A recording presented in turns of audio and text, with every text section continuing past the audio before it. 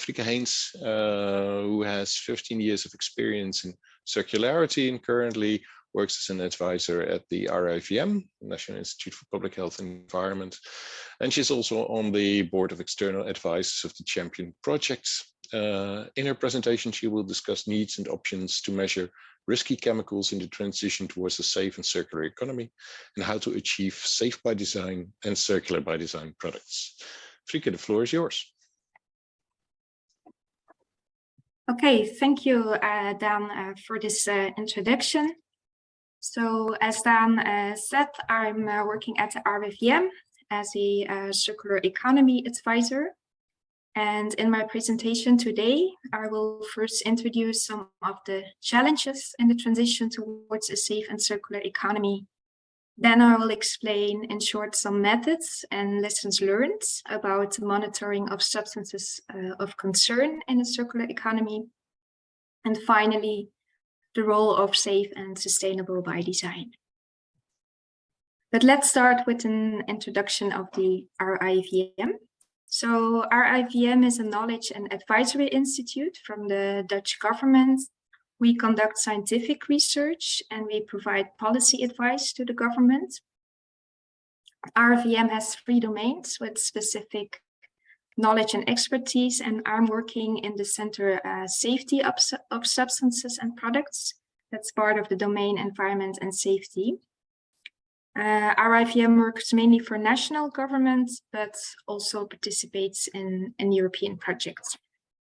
The government has set an ambitious goal, and the goal is to be 100% circular in 2050. So this goal was set in 2016, and since then the government has taken various measures to accelerate this transition. So how the circular economy will look like is not completely defined yet. So there is this common understanding that when we are closing material loops, that we should do so without causing harm to people and the environment. But how to get there and how ambitious we want to be regarding quality and safety is more a political choice. However, in 2020, the European Commission published a chemical strategy for sustainability. It has the subtitle towards a non-toxic environment, and it's part of the European Green Deal. And the aim of the strategy is to minimize substances of concern in products, and this is also clearly seen as a precondition for reaching a clean circular economy. So it is really clear that safe chemicals will play a crucial role in the transition. But let's start to look at some of the challenges.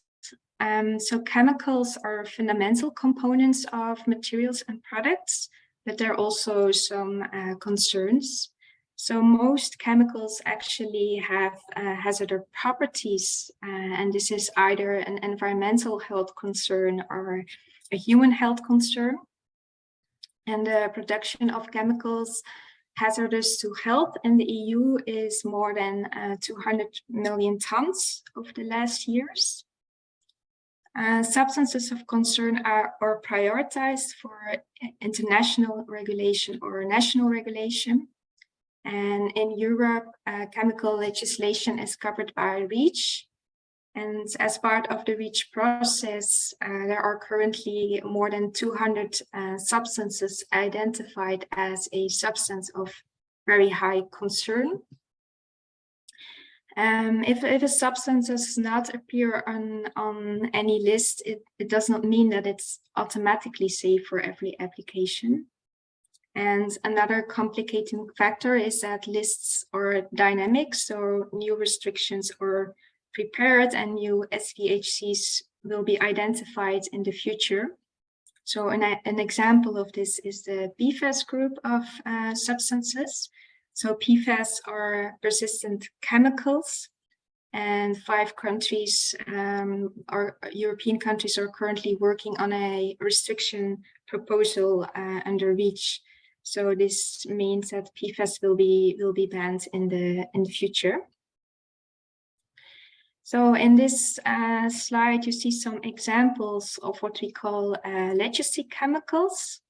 So legacy chemicals are chemicals that have been banned today, but which can still occur in materials today and therefore also in waste. And of course, it depends also on the year that the substance that has been banned, and also the combining that with the use period of materials. You can somehow estimate, but also measure how much of such a substance can still occur in materials and waste.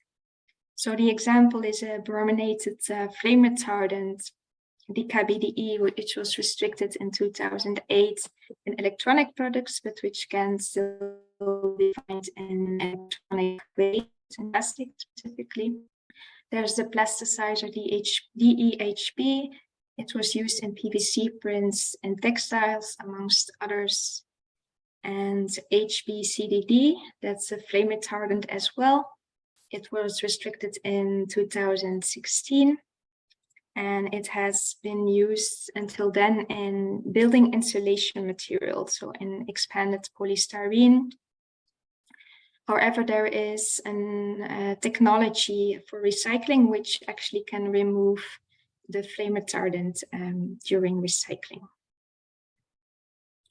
So another challenge that we are facing in a circular economy is the fact that materials are being reused several times.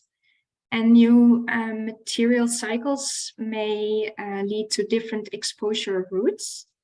Therefore, as an example, plastics that come from electronics are not automatically safe to be recycled and to be used in toys, for example. Not only chemicals can be relevant, but also pesticides, pharmaceuticals, and pathogens. So think about diaper recycling, for example. It doesn't mean that diaper recycling cannot be done safely, but at least an assessment of the risks would be required. And new technologies and materials are being developed. So, for example, the materials we need for the energy transition, such as batteries, we will need more research to actually really understand also the impact of these new developments.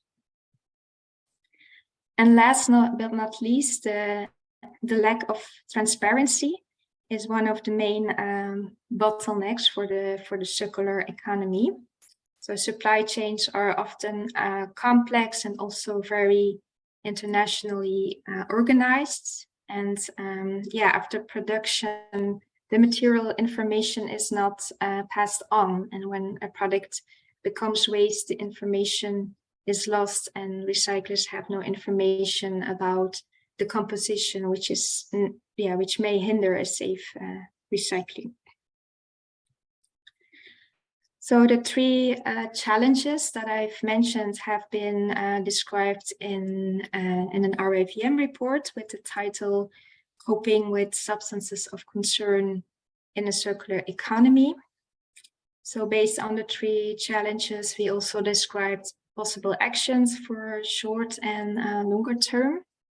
And we hope that this report helps to set an agenda for further debate between governments, companies, NGOs, and research centers. So we just discussed some of the challenges, and it is clear that it's not easy to obtain one comprehensive overview of substances of concern contained in products and materials. So when we were asked to work on the monitoring of substances of concern in a circular economy, we developed a method, and we used a material-specific approach for that. So I will briefly introduce you this method, and then also show you a visualization on the next slide of the results. So first, we started to identify material streams with substances of concern. And one case we worked on, for example, is PFAS in outdoor clothing. So PFAS is used as a water repellent in outdoor clothing. And as we explained, there is a restriction in preparation, and it's expected for 2025 or maybe a bit earlier for a specific subgroup of the PFAS.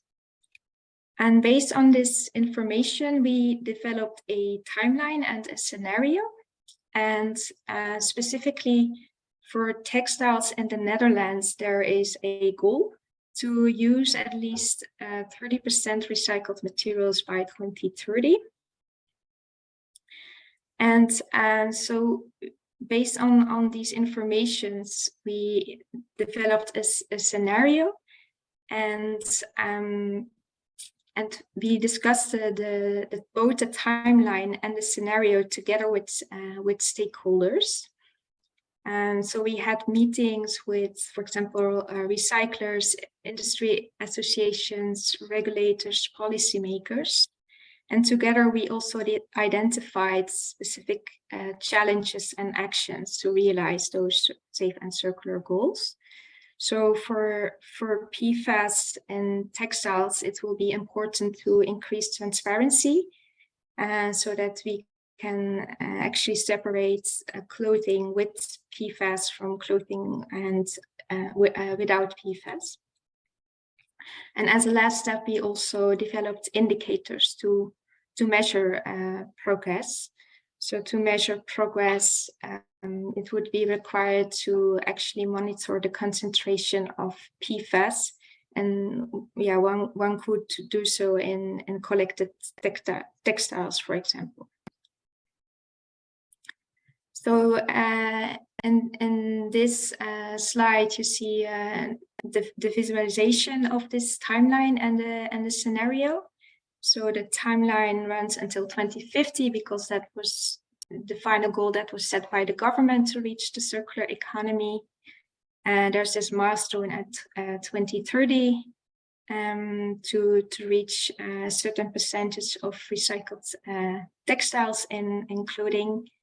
And then in the blue bars, you see red jackets and blue jackets. So the blue jackets represent clothing without PFAS. And by 2030, indeed, it should be possible to separate them from the PFAS containing clothing and to actually also recycle them. For the clothing with PFAS, it should still be clarified how to handle these. So currently, when for example, raincoats are collected, these are currently reused, so sold as secondhand or incinerated. But maybe in the future, it will be also possible to develop a recycling process that removes PFAS during recycling. So if you would be interested to learn more about this method, we have described it in a publication which can be found on our website.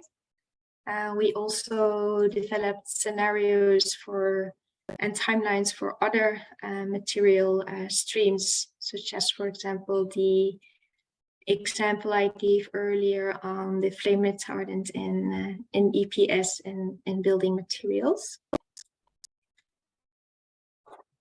So in order to avoid new problems, it's clear that we need another approach in the way we make our products. So we can achieve this by considering safety as early as possible in the innovation process, because it's at that stage that crucial choices are made about raw materials and applications. So that is also why projects like Champion are important, because safe materials really stimulate circularity. The concept of safe and sustainable by design is also an important topic in the chemical strategy. and the criteria and the plan for implementation are being developed at the moment. So there's one project I wanted to mention that we are currently doing at RIVM, which is also related to the SSBD concept, is that we're working on a guidance for specifically for industrial biotechnology. And we give information on how to integrate safety, sustainability, and circularity in the different development stages of a biotech process. And the publication is foreseen for March this year. So some concluding remarks. Safety and circularity are irreversibly connected. It can cause friction during transition, but will reinforce each other in the long term. Safety goes beyond legislation.